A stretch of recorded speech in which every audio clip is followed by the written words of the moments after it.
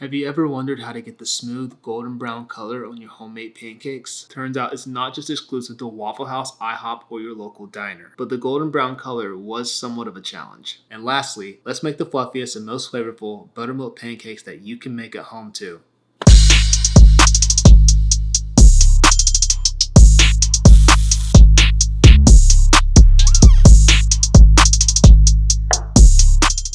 Hey, what's up everyone? Today we're making buttermilk pancakes, and I must say, they're in fact delicious. We'll start this off by measuring out 2 cups or 300 grams of all-purpose flour. Grab your buttermilk and give it a good shake. Then measure 2.5 cups or 600 milliliters. Buttermilk has a tangy flavor and will give your pancakes that iconic taste you know and love. Once you've measured it out, pour it in a bowl and set aside. Next, we're going to gather 3 tablespoons or 50 grams of sugar.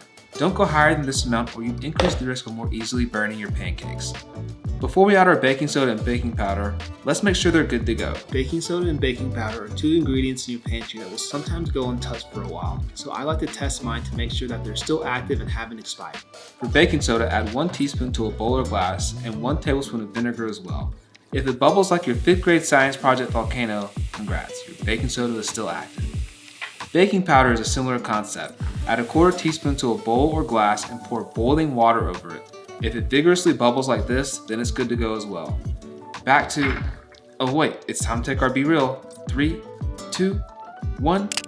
Now let's get back to business. Add 2 teaspoons or 12 grams of baking powder. This will help our cakes become fluffy. Now add 1 teaspoon or 6 grams of baking soda. This helps our cakes brown. Remember I said brown, not burn. Measure 1.5 teaspoons or 10 grams of salt. Gather 3 tablespoons or 45 grams of unsalted butter. Melt your butter in the microwave for 20 to 30 seconds or until completely melted. Now let's grab our buttermilk again. Start by cracking 2 whole eggs into your mixture. Next we'll add 1 teaspoon of vanilla extract and half a teaspoon of rum extract. The beautiful aroma of vanilla and rum extract almost brought me to tears. Begin whisking your product together. Oh wait, make sure your bowl is large enough to whisk all of this. All my other glass bowls are full, so I resorted to this. Once done, transfer it back to the glass bowl. Now that things are moving along, grab all your dry ingredients and add them to a large mixing bowl. Give them a stir to incorporate them well, then add your buttermilk and egg mixture. Here's where I want you to pay attention. We're going to whisk this slowly, but minimally as well. The key to fluffy pancakes is to leave your mixture lumpy. You may think differently, but trust me and everyone else out there. These lumps will self-correct once they hit the hot pan. Mix your batter just enough to ensure that all the dry ingredients are now wet. If you look closely here, you can see all the lumpy bits that we want to keep in our batter. These help form pockets of air and steam that will help give us the fluff that we desire. Remember that baking powder we added before? That's also going to help give us lift as well. When I bought my maple syrup, I chose to get a high quality syrup. Usually I just get your average everyday syrup, but I noticed something in the store. They were all watered down. I couldn't believe my eyes. Well, actually I could because everything is watered down now. But there's a fix to that. Just reduce your syrup on low heat for 15 to 20 minutes in a wide saucepan. Remember to constantly stir because it's basically sugar and you don't want this to burn. To the stove we go. Fold up a paper towel and dip it in a neutral oil. Then oil up your pan like this before you add heat. This helps create the non-stick coating and will ensure your pancakes are nice and smooth.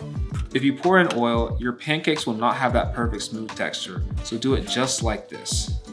Once hot, add in the ladle of batter and let it cook for 2 to 3 minutes. Or, geez, we burned it. Okay, scratch that. Read it. Add 1 ladle and let it spread evenly by itself. No need to make it a circle. Nature will take care of that. I found that by letting them cook for 60 seconds or until firm edges on the first side, then flipping and cooking for another 30 seconds on the second side worked best for me. Okay, these turned out better than they look here, but hear me out. Now, if you want to get that candid pancake picture, grab some scissors and cut away the edges to make your pancakes look nice and picture perfect.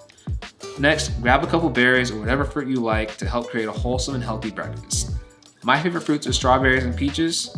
Peaches aren't in season right now, so blueberries will be our substitute. Pour your glass of orange juice, add some butter and syrup, and enjoy your homemade buttermilk pancakes.